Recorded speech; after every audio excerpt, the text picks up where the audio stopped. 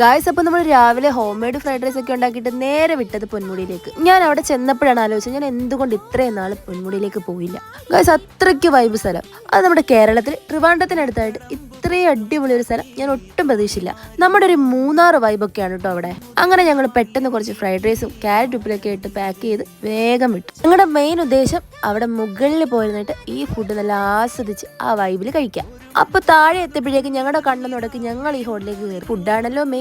അവിടെ ചെന്നിട്ട് കപ്പയും തലക്കറിയും പ്രോൺസും പിന്നെ കുറച്ച് താറാവോറയും കൂട്ടിയിട്ട് ചെറിയ രീതിക്ക് ഒരു പൊളി. ഗായ്സ്, ഈ പ്രോൺസ് ഒരു രക്ഷയില്ല കേട്ടോ. പക്ഷെ അടിപൊളി രീതിക്ക് ഫ്രൈ ആക്കി തന്നിട്ടുണ്ടായിരുന്നു. കുഞ്ഞു കടയാണ്, പക്ഷെ ഭയങ്കര അടിപൊളി ഫുഡായിരുന്നു. അങ്ങനെ ഫുഡൊക്കെ കഴിച്ചു കഴിഞ്ഞിട്ട് വീണ്ടും ഞങ്ങളുടെ യാത്ര തുടങ്ങി. അപ്പൊ നമ്മളിതേ ഫോറസ്റ്റിലേക്ക് കയറി. നമ്മൾ ഇതുപോലെ ഏകദേശം 22 വളവും കയറ്റവും കഴിയുമ്പോഴാണ് ഏറ്റവും മുകളിലെത്തുന്നത്. പോകുന്ന വഴിക്ക് കുറച്ച് ഇൻട്രസ്റ്റിംഗ് ആയിട്ട് കുറച്ച് മാങ്ങ ഉപ്പിലിട്ടതും പൈനാപ്പിൾ ഒക്കെ മേടിച്ച് കഴിച്ചു. അങ്ങനെ ഫൈനലി ഞങ്ങൾ റീച്ച്ഡ്. അപ്പൊ പൊന്മുടിയിലെ വിശേഷങ്ങൾ അടുത്ത വീഡിയോയിൽ കാണാം.